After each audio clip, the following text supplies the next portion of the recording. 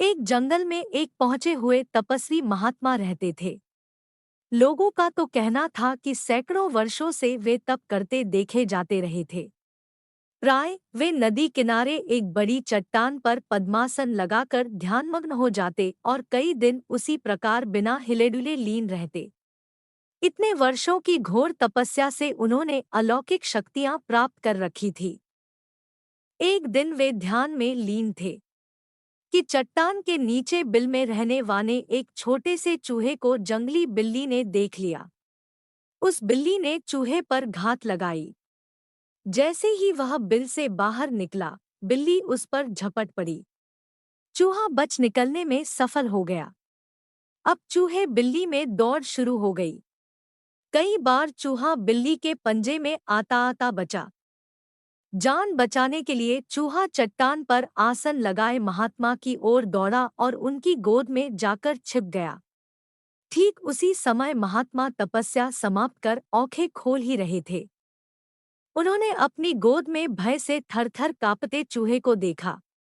कुछ ही दूर उन्होंने बिल्ली को ललचाई नजरों से चूहे की ओर देखते पाया।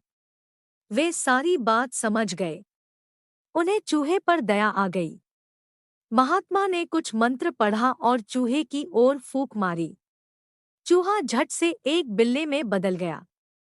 महात्मा बोले, अब तुम्हें बिल्ली से डरने की कोई आवश्यकता नहीं। बिल्ला बना चूहा बिल्ली को देखकर गुर्राया। बिल्ली भाग गई। बिल्ला निडर होकर चट्टान के आसपास घूमने लगा। महात्मा मुस्कराए।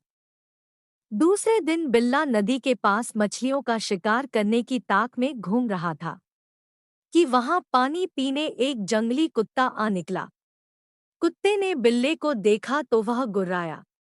कुत्ते की गुर्राहट सुनकर बिल्ले का खून जम गया। उसके रोंगटे खड़े हो गए। कुत्ते को झपटने के लिए तैयार होता देख बिल्ला भागा। कुत्ता भौं-भौं करता उसके पीछे लग गया। बिल्ले ने कुत्ते को चकमा देने की काफी कोशिश की पर सफल न हुआ। कुत्ता उसके निकट आता जा रहा था। एक अंतिम जोर लगाकर बिल्ला चट्टान की ओर दौड़ा और महात्मा के सामने जाकर म्याऊं म्याऊं करके गिड़गिड़ाने लगा। महात्मा ने कुत्ते को भौंकते देखा तो उन्होंने मंत्र पढ़कर बिल्ले पर फूंक मारी। बिल्ला भी कुत्ते में बदल गया। कुत्ता बनते ही उसने जंगली कुत्ते को ललकारा। जंगली कुत्ता अपने से बड़े कुत्ते को देखकर दुम दबाकर भाग गया। अब वह एक कुत्ता बनकर जंगल में घूमने लगा। उसे दूसरे कुत्तों से कोई भय नहीं लगता था। फिर एक दिन अचानक उसका सामना एक शेर से हो गया। ऐसे भयंकर जीव की कुत्ते बने चूहे ने कल्पना भी नहीं की थी। शेर की आंखों से आग की लपटें सी निकल रही थी, जिससे कुत्ते का शरीर बर्फ की तरह ठंडा पड़ गया। चिल्लाने के लिए उसने मुंह खोला तो गले से आवाज नहीं निकली।